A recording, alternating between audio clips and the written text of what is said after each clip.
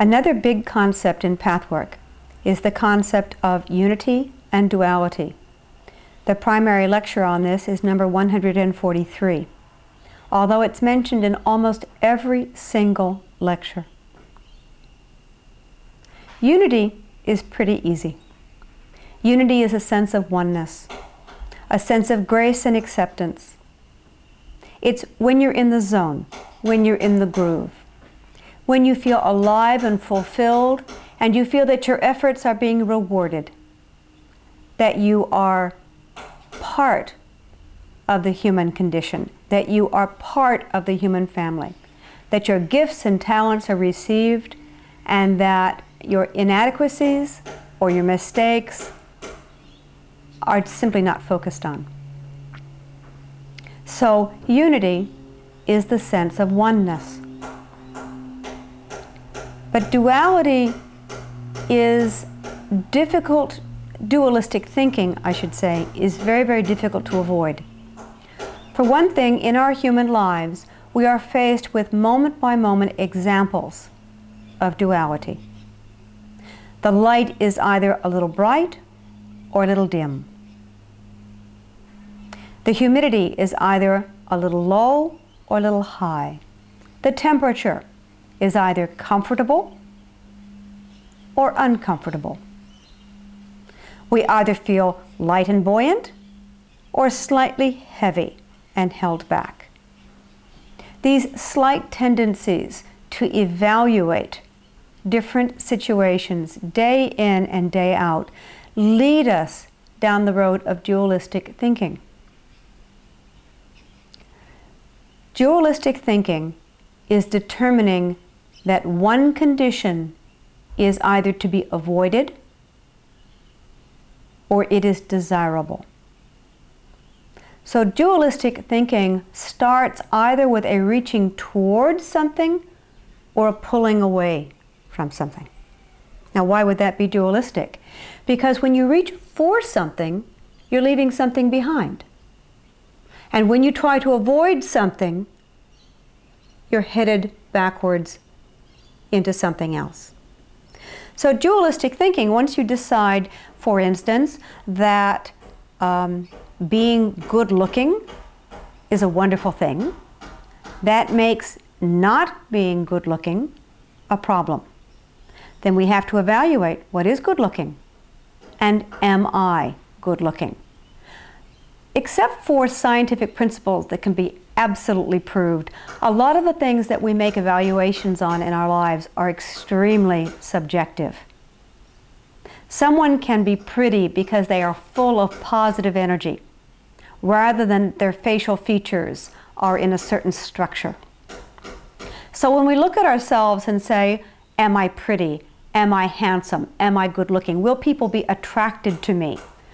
We are having to take a lot of subjective energies, evaluate them, and make a decision. Even if you decide that you are very good looking, there will be a tendency to avoid situations where you are made to look bad. Not perhaps in terms of your face, but in terms of your actions. So vanity begins to develop, a sense of wanting to look at our best all the time and not wanting to look at our worst. And possibly you can see how very, very slowly dualistic thinking develops. So it's easier to deal with duality if we do a black and white setup. So one way of thinking about this is to decide in any given issue what signifies life and what signifies death. Once again, we need to put this into black and white to pull out some very, very subtle aspects of our thinking pattern.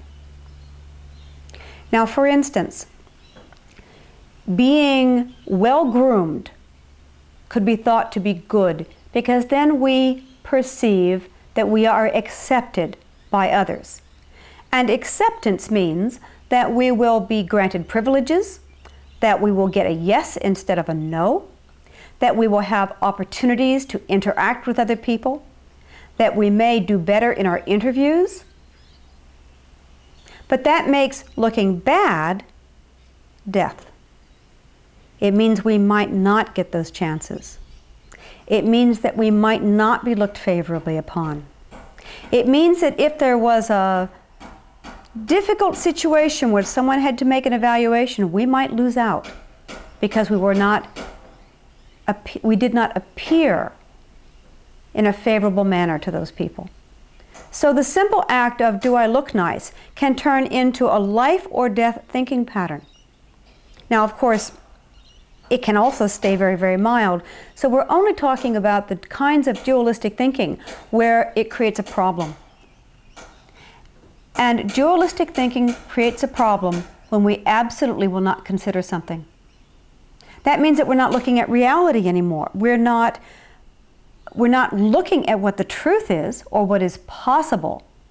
We're looking to survive emotionally.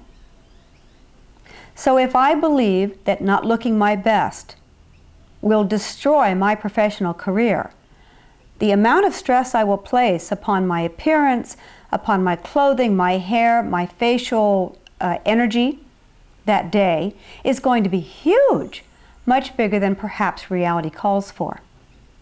And this is just a very minor example of how dualistic thinking begins to block us from being who we are.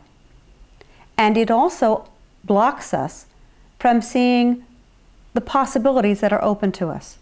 In effect, dualistic thinking colors reality.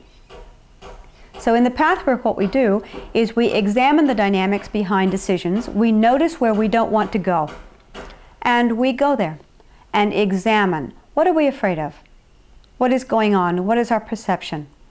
And that leads us down the trail to finding out how those dynamics and perceptions were developed.